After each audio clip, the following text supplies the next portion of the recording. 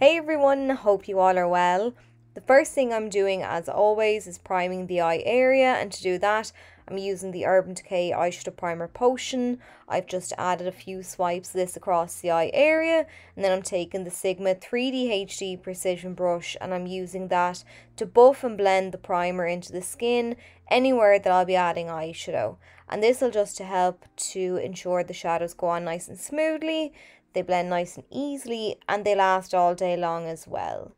So I'm taking the Urban Decay On The Run shortcut eyeshadow palette again to achieve this week's look.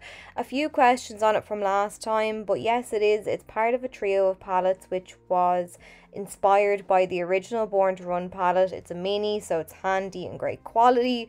I'm starting out by taking the shade Laced on a fluffy blending brush from Coastal Scents, and I'm sweeping this into the crease of the eye, and this is going to act as my transition shade.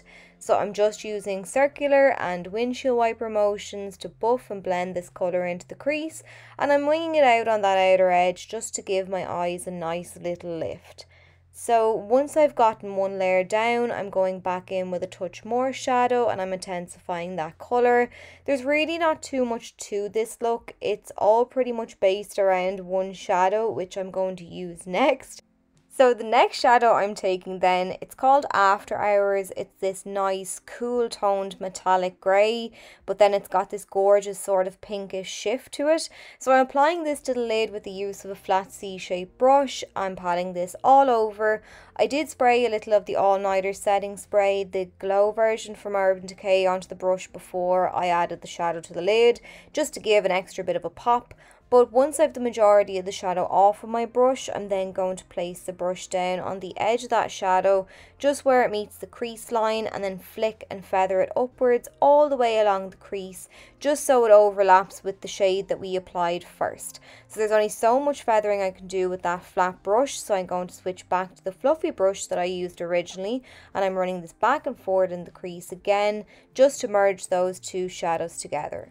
I never would have used this colour transition shade with a grey lid colour, but I do think because the grey has that nice hint of a pink sparkle that they actually tie together quite well. It's a nice way of wearing a darker kind of cooler toned look without it being too overpowering. There is still a bit of a softness to the look, I find. So now I'm going in with this shadow from Penneys. It's just a plain matte black shadow, and I'm picking up a little of this on a C-shaped brush from Sedona Lace, and I'm using this shadow to add a bit of depth to the outer edge of the eye. So I'm tapping this colour down on the outer edge, and I just start by wriggling it into the lash bed, and then I'm raising it upwards from there up towards the crease. And once I've coated the lid itself, I'm then going to start to gradually pull the shadow outwards in the direction of the tail of my brow, again just to give the eyes a nice lift. And just like that, I suppose there's only so much I can do again with a flat C-shaped brush. I like to use this to pack the colour where I want it and to kind of map out the shape, but when it comes to blending I do prefer a fluffy brush. So I'm switching back to that now once again, and I'm running over the edges. There's no product on there, I'm literally just using this to soften out any harsh lines that may be there. For the lower lash line, I'm taking this double-ended brush that came with the Naked Honey eyeshadow palette. I'm using the smudger end just to blend some of that lace shade down all the way along down the lower lash line, and I'm taking it from the outer to inner corner. Then I'm taking the shade After Hours once again.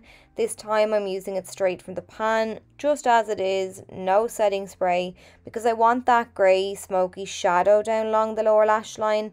So I find just using a small amount of it and really smudging it out will give me that grey colour but without that shimmer. So I'm then taking an angled brush from Sedona Lace, and I'm picking up a little bit more of that black shadow.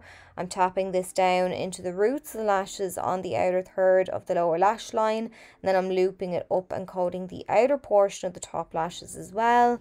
And then once I've little to no product left on my brush, I'm sweeping it towards the centre of my lower lash line just to blend it out.